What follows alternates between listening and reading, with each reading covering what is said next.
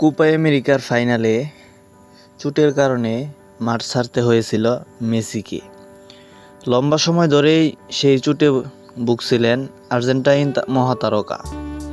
চোটের কারণে মাঝে ক্লাব ও জাতীয় দলের বেশ কিছু ম্যাচ বসে থাকতে হয়েছে তাকে।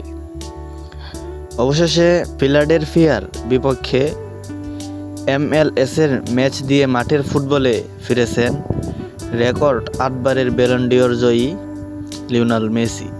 আর সেই ফেরাটি তিনি রাঙিয়ে রেখেছেন জোড়া গোল করে। তার দিনে ফিলাডেলফিয়া ইউনিয়নকে 3-1 গোলে উড়িয়ে দিয়েছে ইন্টার মায়ামি। আগেই জানা গিয়েছিল এই ম্যাচ দিয়েই ফিরছেন মেসি, তাই মেসি ঝলক দেখার প্রত্যাশা ছিল সমর্থকদের মধ্যে।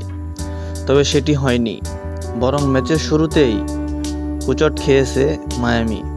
ম্যাচ শুরুর 2 মিনিটের মাথায় হজম করে বসেছে গোল। দলের যখন কঠিন অবস্থা তখন হাল ধরলেন মেসি। ম্যাচের 26 মিনিটে বন্ধু লুইস সুয়ারেজ বল বাড়িয়ে দিলে তা জালে জড়িয়ে মায়ামিকে সমতায় ফেরান মেসি। এর 4 মিনিট না যেতেই ব্যবধান দ্বিগুণ করেন মেসি। জর্ডি আলবার বাড়ানো বল দারুণ ক্ষমতায় জালে জড়িয়ে জোড়া গোল আদায় করে নেন মেসি। এগিয়ে থেকে প্রথমার্ধ শেষ করে মায়ামি দ্বিতীয়ার্ধে গোল পাচ্ছিল না কোনো দলই। উল্টো ফাউলের সরাসরিতে কার্ড দেখতে হচ্ছিল ফুটবলারদের। এদিন মেসি, সুয়ারেজ ও বুস্কেটসরা হলুদ কার্ড দেখেছেন, তবে শেষ পর্যন্ত ব্যবধান বাড়িয়েই মাঠ ছেড়েছেন।